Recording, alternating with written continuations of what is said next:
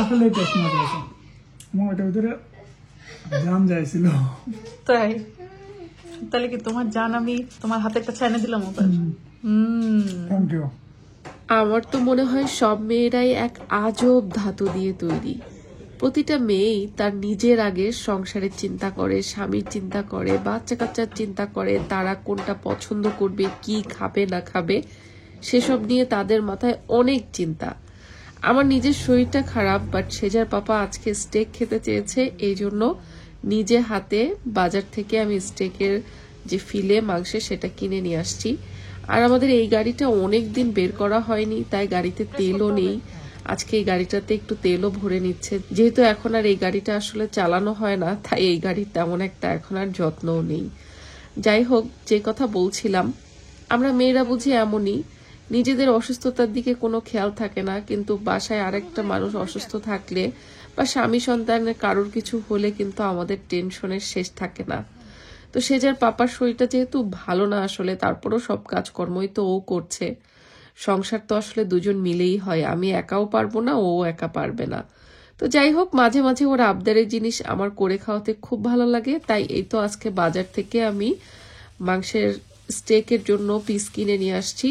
যেই দোকান থেকে আমি কিনেছি সেই দোকানে না, স্টেকের জন্য আলাদা করে কোনো পিস ছিল না, ওদের যে বড় বড় চাঙ্ক থাকে সেখান থেকে আমি সলিড 2 পিস নিয়ে এসেছি। যদিও এগুলো আসলে প্রপার স্টেকের জন্য যে পিস লাগে বা মাংসের যে অংশ লাগে সেটা না, বাট তারপরেও মনদের ভালো আর কি। তো এগুলো বাজার থেকে আনার পরে হালকা একটু পানি স্প্রে করে আমি খুব ভালো করে একটা কিচেন ন্যাপকিন দিয়ে পানিগুলো ড্রাই করে নিচ্ছি, কারণ স্টেক করার জন্য পানি থাকলে কিন্তু এটা ভালো হবে না। আর মশলাপত্র তেমন কোনো কিছুই যাবে না, শুধুমাত্র একটুখানি লবণ আর ব্ল্যাক পেপার মানে কালো গোলমরিচের গুঁড়া দিয়ে আমি এটাকে স্টেক বানাবো। সেজার পাপার খুব ইচ্ছে হয়েছে একদম মশলাবিহীন, শুধুমাত্র অনেক দোকানে আছে না যে স্টেক করে ব্ল্যাক পেপার আর লবণ দিয়ে একদম কড়া হিটে, সেইভাবে নাকি সে স্টেক খাবে।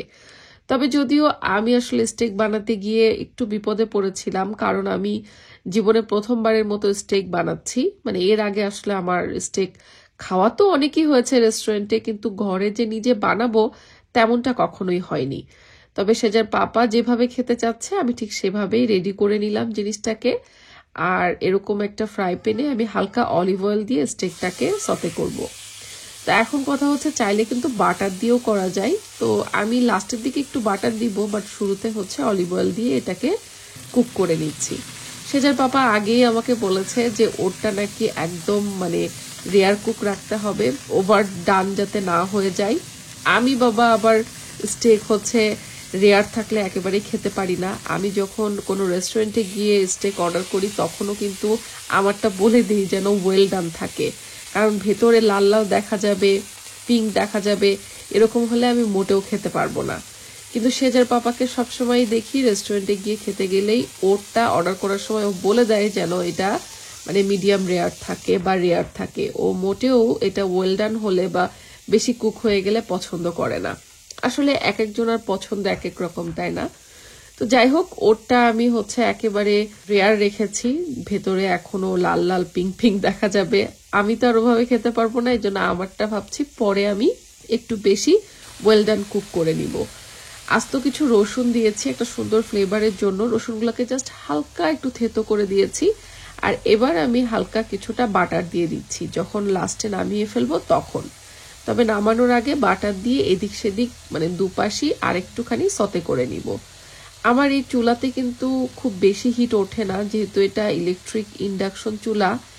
এই ধরনের স্টেকগুলো সাধারণত খুব বেশি হাই হিটে করলে অনেক ভালো হয়, বাট সেই উপায় তো আসলে আমার নাই, তো কি আর করা। যাই হোক, মোটামুটি একদম আমার ইলেকট্রিক চুলার সর্বোচ্চ যে হিট সেই হিটে দিয়ে 8 মিনিট মতো সেজার পাপারটা কুক করেছিলাম। তো আরও কম সময় করলে নাকি ভালো হতো ওর জন্য, যদিও একেবারে মোবাইলে অ্যালার্ম দিয়ে তারপরে আমি কুক করেছি যাতে কম বেশি না হয়ে যায়। এই জিনিসগুলো আবার কিন্তু ঘড়ি ধরে সময় মেপে কুক করলেই বেশি ভালো হয়। তো সেজার পাপারটা তো একদম রেয়ার করে উঠায় ফেলছি, এবার আমারটা করব। তবে আমারটা বাবা আমি একটু ওয়েলডানই করব, না হলে তো আমার গলা দিয়ে নামবে না। আচ্ছা আপনারা বলেন তো, আপনারা স্টেক কে কোন ভার্সনে খেতে পছন্দ করেন। স্টেক কিন্তু রেয়ার, মিডিয়াম রেয়ার, কুক মানে ওয়েল ডান, এরকম অনেকগুলো ভার্সন আছে। তো আমি সবসময় কিন্তু মানে সব থেকে বেশি কুক হওয়াটা পছন্দ করি, যদিও ওইভাবে কিন্তু স্টেক একটু বেশি শক্ত হয়ে যায়। স্টেকটা যদি একটু রেয়ার থাকে তাহলে নরম নরম থাকে বেশি। তো যাই হোক, আপনাদের সাথে কিন্তু গল্প করতে করতেই সেজার পাপার আবদারের জিনিস আমার রেডি হয়ে গেছে। এবার তাহলে খাওয়া দাওয়ার পালা।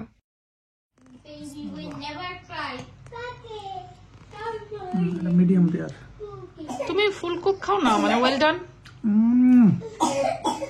সেই টেস্ট তোমার কাছে মানে রেয়ার কুকটা ভালো লাগে?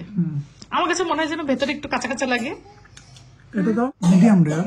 আচ্ছা, আরো বেশি রেয়ার? আরো রেয়ার থাকলে আরো মজা লাগে। তাহলে তো একদমই কাঁচা লাগতো। হ্যাঁ, ভেতরে পিঙ্ক টাইপের হয়ে থাকে। এই যে তোমার বাচ্চারা খাবে, দাও, ছোটটাকে দাও। আচ্ছা আচ্ছা, যাও। নাও, এই যে, ওর মুখে কি দই? দই। আসলে টেস্ট মজা আছে। তাই? এখন ঘরে তৈরি স্টেকের সাথে যেটা হয় যে একটা স্টেক সস যেটা ইউজ করে, ওইটা যদি থাকতো তাহলে 16 কলা পূর্ণ। বাট স্টেকের টেস্টের পারফেক্ট। তাই তোমার বউ তোমার ইচ্ছা পূরণ করতে পারছে? Thank you. তবে আমি না স্টেকের মাংসটা মানে পারফেক্ট যেই পিস দরকার সেটা পাই নাই দোকানে।